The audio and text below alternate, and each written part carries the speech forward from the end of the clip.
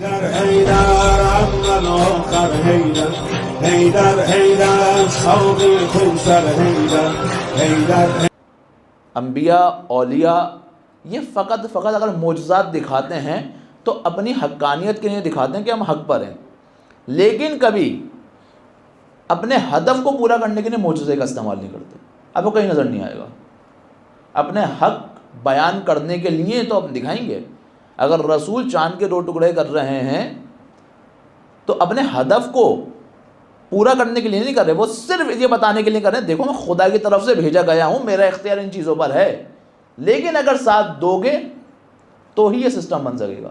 تو اکیلا شخص اس کام کو نہیں کر سکتا. رسول نے کیا کیا؟ رسول نے چند افراد کو سلیکٹ کیا اور ان کی تربیت کرنا شروع کی. کہاں پر؟ مدینے کے اندر. 1 2 3 چند افراد کو رسول خدا نے تربیت کرنا شروع کی تاکہ ان کے وجود کے اوپر اس سسٹم کو کیا کر سکیں؟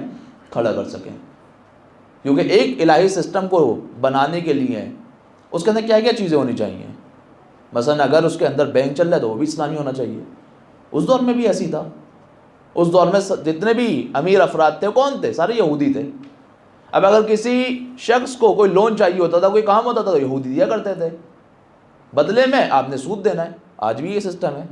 کسی بھی آپ سسٹم میں چلے جائیں وہاں پر آپ کو سود کے علاوہ کچھ نہیں کر سکتے. الہی سسٹم کے اندر سود کا کوئی نام و نشان نہیں ہے.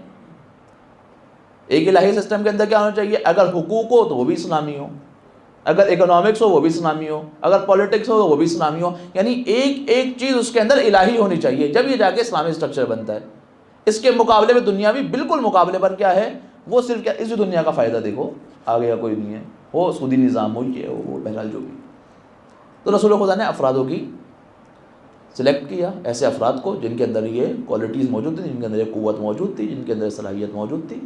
ان کا انتخاب کرنے کے بعد ان کی آپس میں تربیت کرنا شروع کی. آپس میں ان کے دلوں کے اندر ایک دوسرے کی رغبت کو پیدا کیا. آپس میں ان کے اندر ایک ہدف کو قرار دیا. ان کے درمیان ایک ایسی وابستگی کو قرار دیا کہ تم لوگ آپس میں ایک دوسرے سے جدا نہیں ہونا، تم لوگ آپس میں ایک دوسرے سے بغض نہ رکھنا، تم لوگ آپس میں ایک دوسرے کے ہدف سے جدا نہ ہونا، بلکہ تم سب کا ہدف ایک، تم سب کا خدا ایک، تم سب کی کتاب ایک، تم سب کا نبی ایک، تم سب کا راستہ ایک. وہ راستہ کیا ہے؟ قیام حکومت الہی. جب تم تمام کے تمام افراد ایک ہی راستے پر چلو گے، ایک ہی راہ پر چلو گے، ایک ہی ہدف کے لیے کام کرو گے، ایک ہی خدا کے زیر سائے کام کرو گے، ایک ہی نبی کو مانو گے، جب تم آگے چلو گے تو تم کامیاب ہو سکتے ہو. کہ یہ جو پورا پروسیس ہے کہ آپس میں وابستگی کا ہونا، آپس میں ایک دوسرے سے جڑا ہونا، آپس میں ایک ہدف کے لیے آگے بڑھنا. قرآن نے کیا اس کو بیان کیا ہے؟ کیا اس کا کوئی نام دیا ہے؟ ہاں نام دیا ہے. کیا ہے یہ؟ اس کو ولایت کہا جاتا ہے. یہ ہے ولایت.